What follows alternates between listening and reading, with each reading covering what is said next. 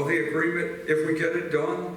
And I said, depending on what the agreement is, yeah, sure, I'd be happy to, depending on what the agreement is. And it's not going to get done. Instead, what's happened is Bibi Netanyahu has taken power in Israel. Now, Bibi has talked about striking Iran to get rid of their nuclear program for 15 years. I was over there in 2007 and met with Bibi, and I had to give a pledge at Herzliya University that if I were president, I wouldn't let Iran have nuclear weapons. And then they asked me on Israeli television, would I recommend that Israel strike Iran to get rid of their nuclear program? Wisely, I said that's up to Israel. But in 2013, Bibi sent a former Mossad chief around the United States to ask for advice. And that was after President Obama told him not to strike Iran to get rid of their nuclear program.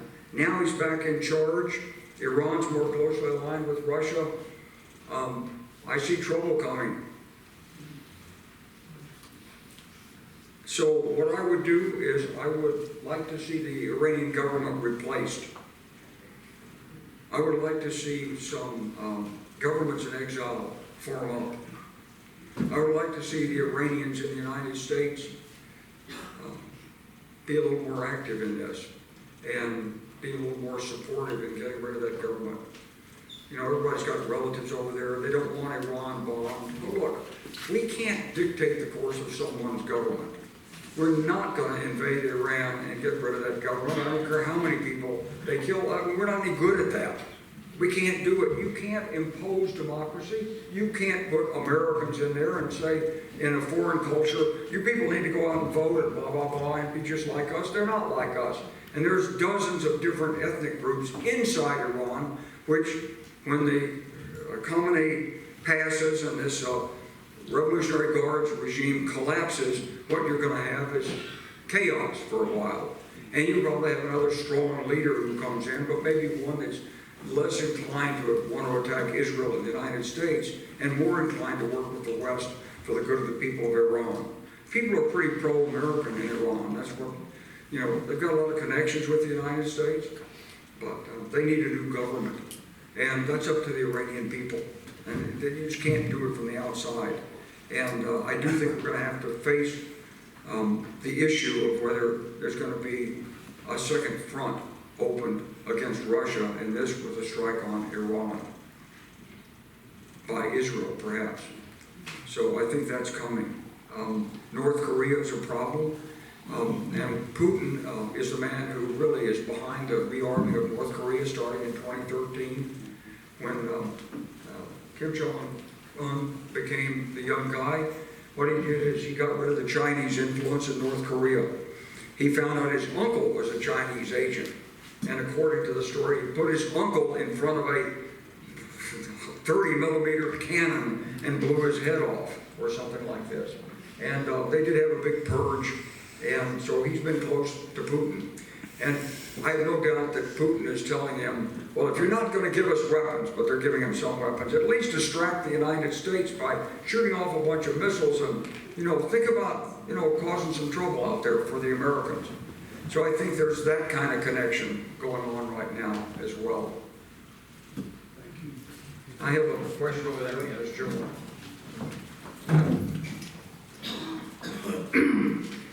Well, once again, thank you for your service, General Clark. My question is in regards to the Nord Stream pipeline. One of Russia's strongest cards when it comes to diplomacy is its natural gas. It's what keeps Europe heated. And recently, the Nord Stream pipeline blew up. The Swedes detected 3 separate explosions relatively close to each other. And now, as we come up to winter, all of a sudden, the Russians' one of their strongest diplomatic tools is gone. So my question to you is, who do you think did it? Good question. So, and I see I got 2 people there, 2 people there. So I finally got the audience warmed up. God, I just needed some jokes. You know, Johnny Carson, you all don't remember Johnny Carson, but Johnny Carson used to have a great monologue at the start of every show to get everybody warmed up. And then they could all participate, and I didn't have enough jokes, and I apologize for that. But there's no joke about the Nord Stream pipeline, okay? I'm pretty sure the Russians blew it up. Why? A, to cause chaos, put more pressure on the Germans. There's still a pipeline that's available. It could be, they could get gas, and now Putin has offered them gas through Turkey. Yeah. I mean, he's willing to come in and help you out through Turkey. This is a double play for Russia because they would have Europeans using Russian gas, and he would have Turkey making money off of it. And he likes that because it brings Erdogan, keeps him from, then the next thing you can say to Erdogan is, why don't you stop building those drones for the Ukrainians? So it's all about linkage. Putin's playing this. The Russians say the Brits did it. That's a sure indicator. Britain can't even keep a prime minister in office. So it was Russia, without question. Could have been done externally, could have been done internally. Big sections blown out. Serious pipeline. Big steel pipe, three feet in diameter, surrounded by about 6 feet of concrete, and buried. So somebody went in there and knew what they were doing. State did it. So, yeah, Russia. Next question. Hello, sir. My name's Jordan Lytle. I'm from Streetsboro High School. First off, thank you for your service. And secondly, You have to speak up a little bit because I've got bad hearing. first off, thank you for your service. Secondly, you made many great points throughout your talk to have us go to vote. But as a student that's too young to vote in this upcoming race, what's the best thing that I should do to still show my support and make the change that I want to see in my country? So she's a high school student, and she wants to know, since she can't vote, what's the most useful thing she could do for making the change she needs to make? So you're not eligible to vote yet? Okay, well, you look very grown up, and I apologize. but I think you have to tell your classmates that are 18 and can vote, they must register and they must vote. And of course, when you're old enough, you've got to register and vote too. And here's the thing about voting. It's always inconvenient. It's never easy. No matter what they say, there's always something else to do that day. You have a dentist appointment, traffic's bad, you didn't do your homework, you forgot. There's always an excuse. So I make it a point, I just don't pay any attention to excuses. I always find a way to vote. In every election. You don't say, well, this is not as important in this election. Say, in every election. So, tell your parents they better vote. And if you've got big brother and sister, they better vote. And your neighbors, they got to vote. That's a big message. Doesn't matter really who you vote for, you've got to vote. That's the key. Then, when you vote and you think about it, you realize this is like your investment in America. And then you start paying a little more attention to the news. And so when you are on Instagram or Facebook or something, or Apple News, and you're looking at the headline, it'll make you curious, and you'll read the second sentence and the third sentence instead of just the headline. And that's how all of us learn. You just have to get in there and do it, even when it's inconvenient. I promise you, it'll be raining Tuesday. See, over here. Thank you, General. During World War II, America had most of the manufacturing in the world, and now most companies have moved their manufacturing overseas. Would this be an issue if we had to go to war? And also, the New York Times is reporting that if Putin keeps being successful over winter, China will take over Taiwan. And do you think that's likely? Thank you. So I think it's one of the great tragedies of the late 20th century was the outsourcing of manufacturing from the United States. I understand why it was done, and a lot of people promoted this as globalization, but what it did to countries, to counties in Ohio and places in Arkansas and Mississippi is it really hurt ordinary people. Economic theory says that, well, if a factory can move, it should move because it can be more productive, and the labor force that's freed up can go find more productive things to do. It's a great theory, but it's not practical. Now, in the United States Congress, we passed something called the Trade Adjustment Act back in the 1970s, the first time, and we have passed it again and again and again. And the whole idea is that for people who lost their jobs. They were supposed to get re-educated, have moving allowances, get retraining and get new jobs and so forth. Nah, we never did that.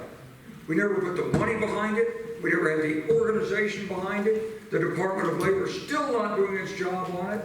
The American business community is saying they need 2 million more workers, but there's no linkage between these people who demand that you submit your resume on email and won't do a face-to-face interview. There's no linkage between them and a community college that's doing the skills training and the Department of Labor.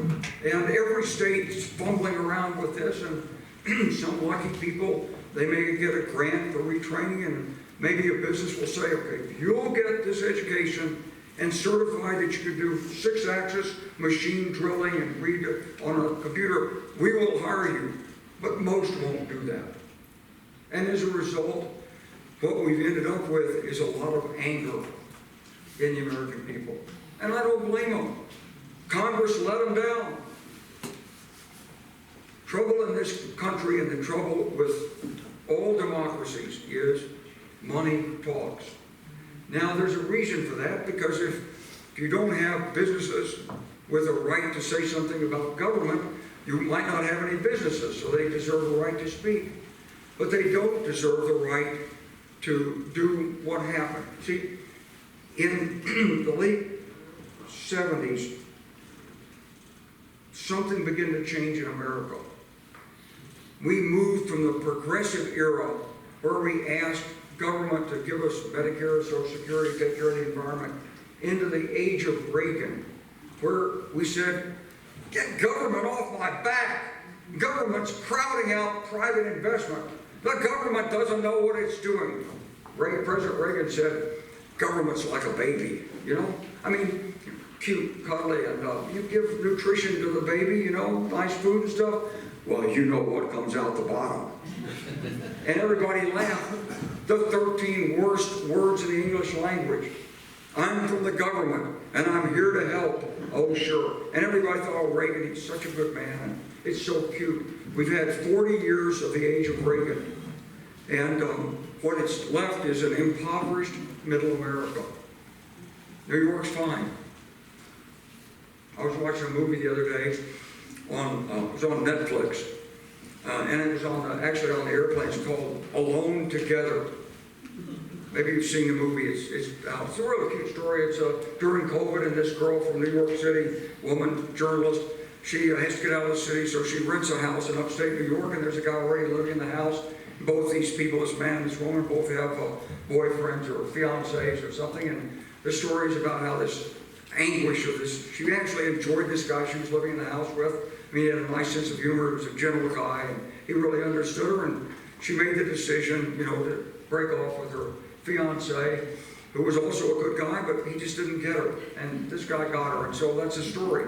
And when you listen to the story and look at the story, what you get out of it is the woman she was from Indiana, but she went to New York City, and she says, well, it was a good place to find a husband and to make a living, and she wanted to be a journalist. See, you can't do that in Indiana anymore, or Arkansas, or Mississippi. No, you got to go to, well, New York is the best place, or LA, if you can stand the traffic, or Chicago, if you can't get to New York.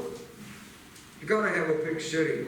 You got to leave your home. You got to leave this part of the country, because everybody knows this part of the country is dead. It's dead because Congress didn't do its job for the American people. We didn't use the Trade Adjustment Act. We let private business make money from outsourcing. We allowed it. We bought government goods and services from it, but we didn't insist that government put the resources in for the most important thing we have in America, which is our own people. It's more important than the oil, the gas, the gold, anything in America. The most important resource any nation has is its people. And we've neglected 100 million of them in America as a result of outsourcing. So hopefully we're going to see that being reversed. And you can listen to President Biden's speech if you want more on it. I'm not going to repeat a partisan speech. But I do believe that both parties are guilty in this case. We just didn't pay attention. So it's a democracy, it should correct itself. That's why you gotta vote. Now, I do think that we're gonna have problems with China and Taiwan. I don't know if it's gonna be in the spring. The military estimate's like 2026, but the military estimate, you know, whether it's right or not, usually the generals are conservative, and when they're gonna give you a prediction like this, they wanna make sure they're out of uniform before they're called. So, it could happen in 2024, it could happen in 2023.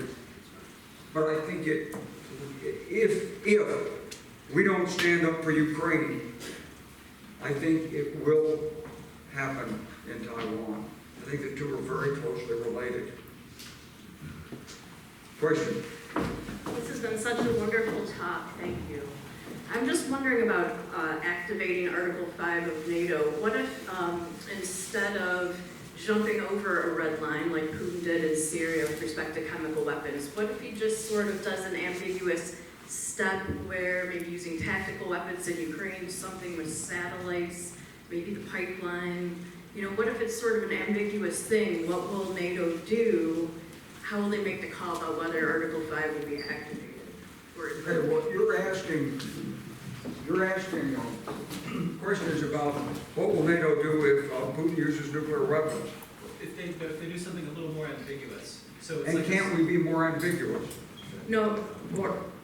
If they, instead of jumping over the line and do something clearly bad, if they stick their toe on the line and NATO doesn't know, is that an invocation of 5 or not? You're asking a really great question, and NATO has spent, and the United States has spent thousands of hours trying to figure out what to do, okay?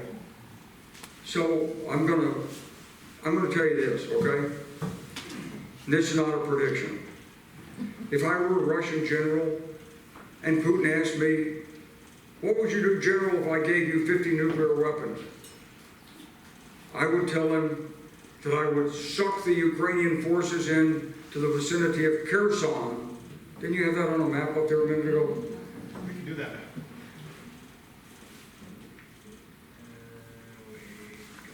Yeah. I would let those Ukrainian forces come in. I would evacuate the government from Kherson. I would take as many people out as possible. I'll get the best Russian forces out. And then I would put those mobilized people that don't know anything, that they just pull off the streets, gave them a rifle, so you got to buy your own flak jacket, good luck. And they threw them into Kherson, leave them in there. And then I wait for the Ukrainians to close in, get real close, declare Kherson a fortress city. Say you're going to hold it at all costs. Make it really tough for the Ukrainians. And when the Ukrainians come in close, I wouldn't fire one nuclear weapon. I'd fire like 30. Boom, boom, boom, boom, boom, in a big circle around those forces, all through here. And then I would bring the rest of my forces this way, and I'd have Odessa. Asking me if I were a Russian general, that's what I'd do. Will they do that? I sure hope not. Because it's going to put us in a quandary. And it's going to make a lot of trouble for Russia and the rest of the world. And China doesn't want him to use nuclear weapons. We know that. And India doesn't want him to use nuclear weapons. So that's kind of a worst case scenario. Okay, I'm not predicting that's going to happen. I'm just saying that's what a Russian general might think. And hopefully there'll be people with better sense. Thank you. Now we're running out of time, so I'm going to ask the people in line, we're going to take 2 questions at a time, and I'm not going to do any more Johnny Carson jokes. Yes, sir. Good evening, General Clark. Nice to see you again. Good. My question revolves around Crimea. There's been murmurs from the Ukrainian government about potentially going back into Crimea. Assuming that nuclear weapons are not used, which obviously there's a chance they could be, what likelihood of Ukraine retaking Crimea? What kind of percentage? How do you see that playing out? That's a prediction. I know. I'll give you that in a second. Next question, please, sir. Yes, thank you, General, for the good framing of the historical pivot point of Ukraine and to maintain commitment to them. Bill Browder, he made a prediction, probabilistic 70% likelihood of a long-term war here. And Bill Browder, he is not a general, but he is familiar with the criminal enterprise called Russia. My question is, what extent do you think sanctions are a pressure point against Russia? Okay, I'm going to do those two. First of all, I do think that it's eventually the Ukrainians will get Crimea, provided we continue to provide support, provided Putin doesn't wipe out the Ukrainian military like that, and provided the European nations stay with the United States. I think the Ukrainians are willing to sacrifice whatever it takes to get Crimea back. If it goes on into the second year, by the end of the second year, the Russians will have rebuilt their military. They'll have figured out a way to get around sanctions for high tech, and we'll have to contend with a real red army that looks more like the army of the Soviet Union during the Cold War than the bunch of stumbling around that the press is making fun of today. So I think if it's going to happen, it's going to happen in the next 8 months, or it's not going to happen.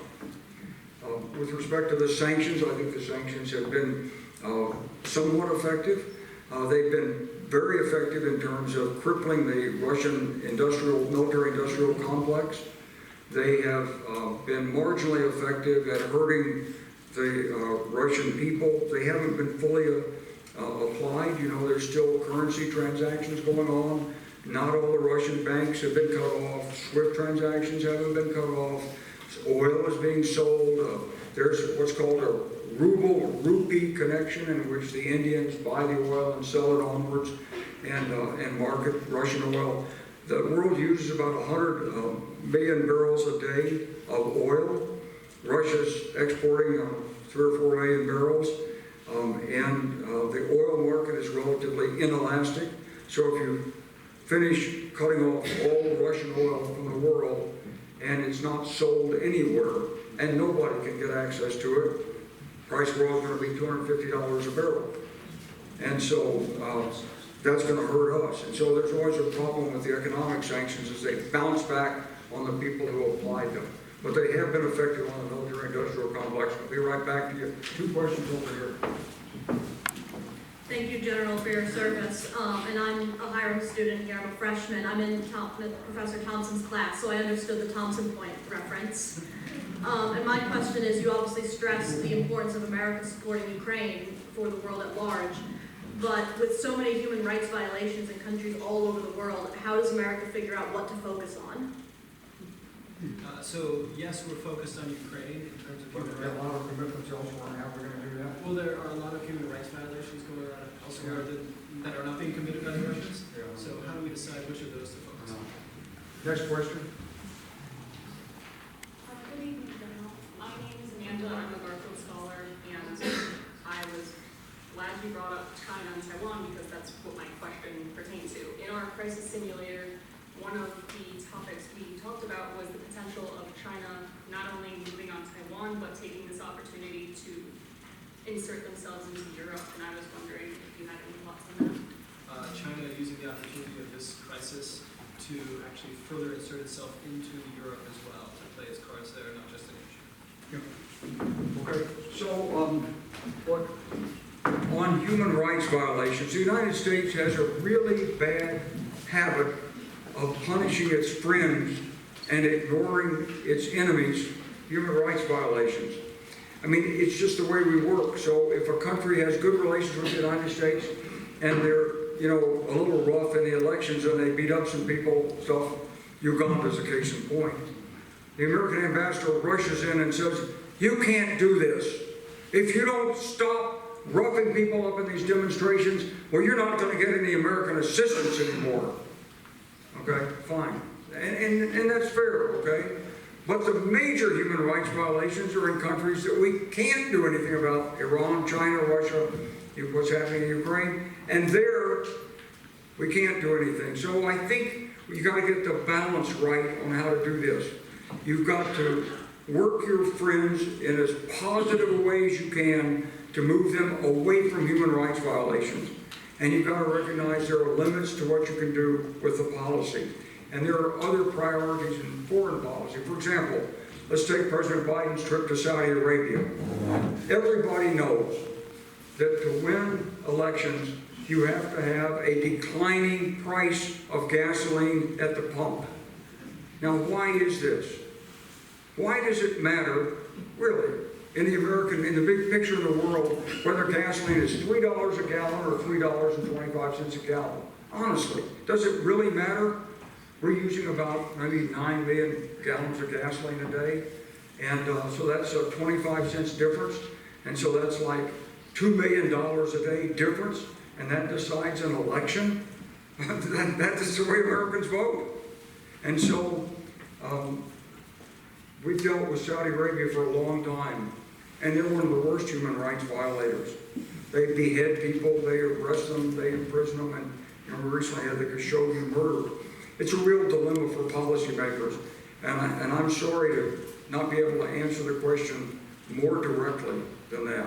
But it's just one of those things that we have to keep in mind, and we try to do the best we can in general to advance the cause of human rights in the world. That's the objective. Sometimes you don't get where you want to be, but you keep pushing. What's the second question? China acting in Europe, trying to maybe expand itself into Europe. Yeah.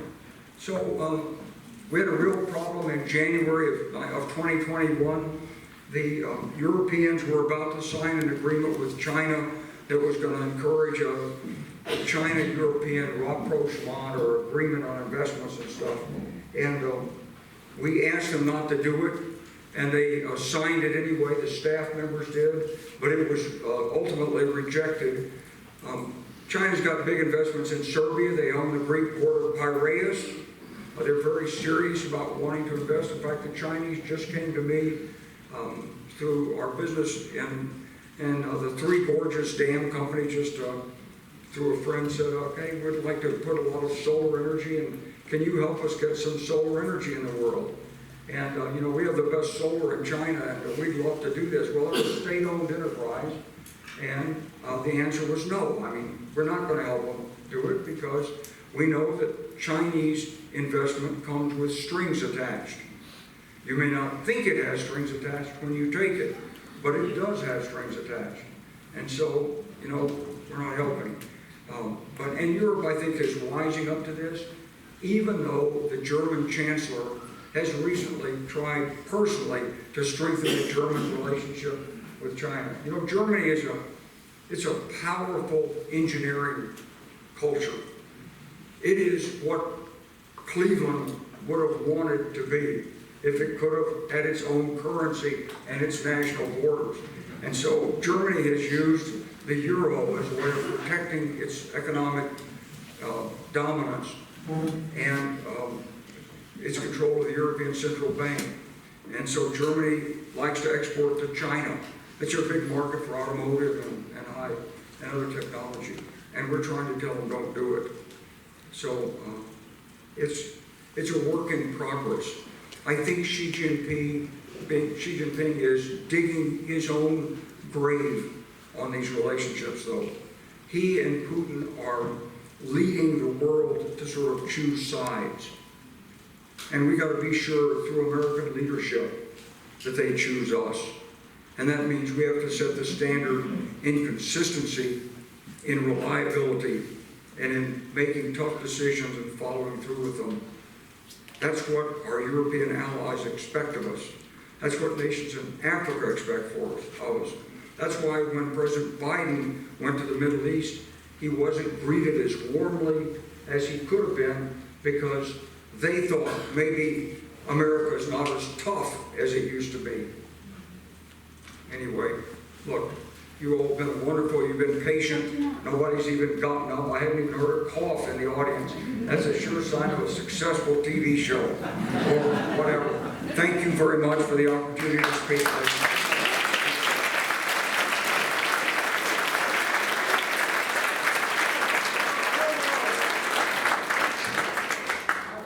Premature. So I've got to kind of wind this You'll down. bear with us, two more questions. Okay. I have one question for you, General Clark, and it's not an easy question, so try to follow me here. So after, let's say Ukraine ends up winning this war,